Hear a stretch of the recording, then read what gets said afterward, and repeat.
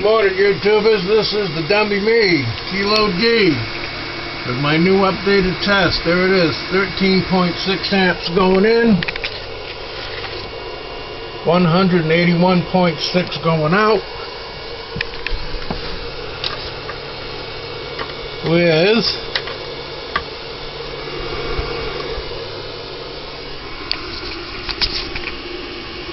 16.99 volts going in.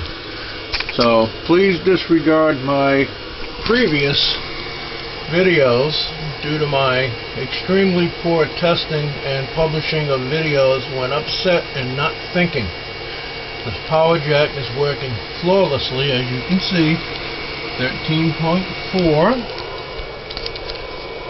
179.5, with a total of 3 90-watt panels, or 270 watts outside. So there it is, live today. I don't know, it's about 12:30, something like that.